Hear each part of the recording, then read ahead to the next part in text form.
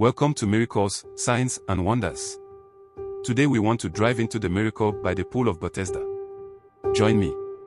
It was a sunny day in Jerusalem, near a famous pool called Bethesda.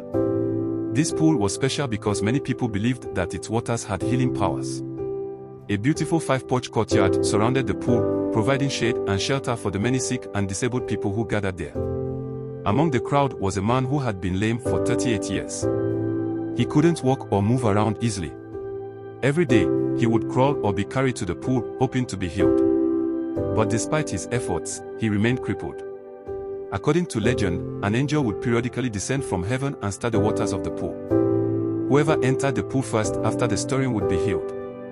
But for this lame man, getting into the pool quickly was impossible. One day, Jesus Christ walked into the courtyard, scanning the crowd with compassion. His eyes landed on the lame man, and he approached him. Jesus asked the lame man, "Do you want to get well?" The man explained his situation, saying, "I have no one to help me into the pool when the water is stirred. While I am trying to get in, someone else goes down ahead of me." Jesus smiled and said, "Get up. Pick up your mat and walk."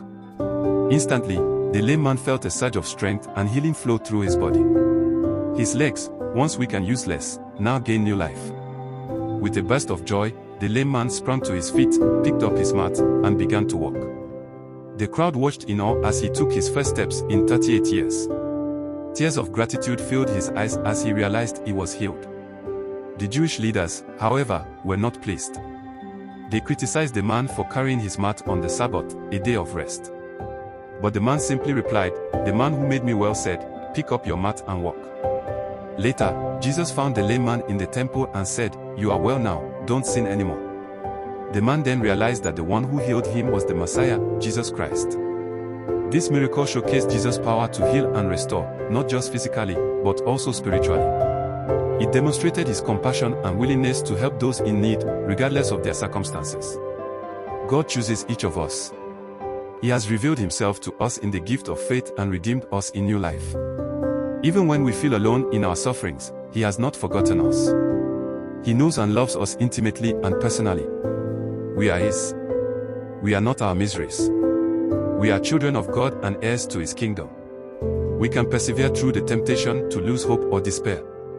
He will help us press on through the weariness of prolonged suffering.